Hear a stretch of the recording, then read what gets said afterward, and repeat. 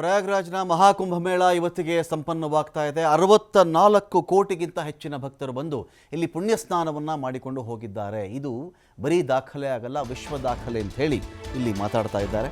ಜನವರಿ 13ಕ್ಕೆ ಶುರುವಾಗಿದ್ದು ಫೆಬ್ರವರಿ 26 ಅಂದರೆ ಇವತ್ತಿಗೆ ಇದು ಕೊನೆಯಾಗ್ತಾ ಇದೆ. ಮಹಾಕುಂಭಮೇಳ ಇಲ್ಲಿಯವರೆಗೂ 64 ಕೋಟಿಗಿಂತ ಹೆಚ್ಚಿನ ಭಕ್ತರು ಬಂದು ಪುಣ್ಯಸ್ನಾನವನ್ನು ಮಾಡಿಕೊಂಡಿದ್ದಾರೆ. ಅಂದರೆ ಅಮೆರಿಕದ ಜನಸಂಖ್ಯೆಗಿಂತ 2 ಪಟ್ಟು ಜಾಸ್ತಿ ಜನ ಅಂತ ಆಯ್ತು ಅಲ್ಲಿಗೆ.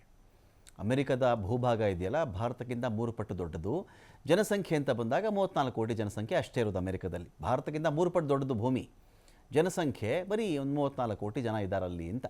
ಜಪಾನ್ಗಿಂತ 6 ಪಟ್ಟು, ಬ್ರಿಟನ್ಗಿಂತ 8 ಪಟ್ಟು, ರಷ್ಯಾಗಿಂತ 5 ಪಟ್ಟು ಹೆಚ್ಚು ಜನ ಅಂದರೆ ಹೆಚ್ಚಿನ ಭಕ್ತರಿಲ್ಲಿಗೆ ಬಂದು ಸ್ನಾನವನ್ನು ಮಾಡ್ಕೊಂಡು ಹೋಗಿದ್ದಾರೆ, ಪುಣ್ಯ ಸ್ನಾನವನ್ನು. ಇದು ವಿಶ್ವ ದಾಖಲೆ ಆಗುತ್ತೆ ಅಂಥೇಳಿ ನಿರೀಕ್ಷೆ ಇಟ್ಕೊಂಡಿದ್ದು 45 ಕೋಟಿ ಜನ ಬರಬಹುದು ಇಲ್ಲಿಗೆ ಅಂತ. 45 ಕೋಟಿ ಜನ ಬರಬಹುದು ಅಂತೇಳಿ. ಆದರೆ ಇದು 64 ಕೋಟಿ ಜನರನ್ನು ದಾಟುತ್ತಾ ಇದೆ. ಪ್ರಯಾಗ್ರಾಜ್ನ ತ್ರಿವೇಣಿ ಸಂಗಮದ ಮಹಾಕುಂಭಮೇಳ.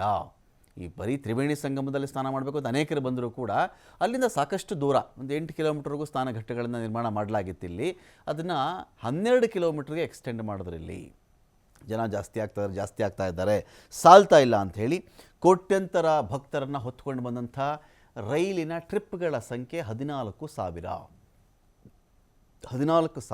ರೈಲುಗಳನ್ನು ಅಂದರೆ ಆ ಟ್ರಿಪ್ಗಳು ಅಂತ ಈ ಒಂದು ಕುಂಭಮೇಳಕ್ಕೆ ಅಂತಲೇ ನಿಯೋಜನೆ ಮಾಡಲಾಗಿತ್ತು. ಇಲ್ಲಿ ರಾಮಮಂದಿರ ನಿರ್ಮಾಣ ಆಗಿತ್ತು, ಕಾಶಿ ವಿಚಾರ ಆಯಿತು. ಉತ್ತರ ಪ್ರದೇಶದ ಪ್ರವಾಸೋದ್ಯಮಕ್ಕೆ ದೊಡ್ಡ ಮಟ್ಟದಲ್ಲಿ ಇದು ಬೂಸ್ಟರ್ ಆಗಿದೆ ಅಂತ. ಉತ್ತರ ಪ್ರದೇಶಕ್ಕೆ ಈ ಪ್ರಯಾಗ್ರಾಜ್ ಆಗಲಿ, ಈ ಕಡೆ ರಾಮಮಂದಿರ ಆಗಲಿ, ಈ ಕಡೆ ಕಾಶಿ ಆಗಲಿ, ದೊಡ್ಡ ಮಟ್ಟದಲ್ಲಿ ಪ್ರವಾಸೋದ್ಯಮಕ್ಕೆ ಇದು ನೆರವಾಗಿದೆ ಅಂತ. ಯಾಕಂದರೆ ಇಲ್ಲಿ ಬಂದಂಥ ಜನ ಇಲ್ಲ ಡೆಲ್ಲಿಗೆ ಹೋಗೋಣ ಇಲ್ಲ ಕಾಶಿಗೆ ಹೋಗೋಣ, ಎರಡೇ ಮಾತು. ದೆಹಲಿಗೆ ಹೋಗೋಣ ಇಲ್ಲ ಕಾಶಿಗೆ ಹೋಗಿಬಿಡೋಣ, ಈ ಥರದ ಒಂದು ಪ್ಲ್ಯಾನ್ ಹಾಕ್ಕೊಂಡು ಬರ್ತಾಯಿದ್ರು.